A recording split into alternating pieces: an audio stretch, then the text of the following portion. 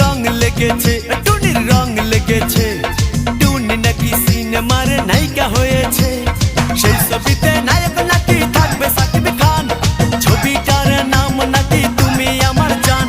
টুনির জ্বালায় এবার আমার যাবে রে প্রাণ, যাবে রে প্রাণ। রং লেগেছে, মনে রং লেগেছে। টুনি নাকি সিনেমার নায়িকা হয়েছে।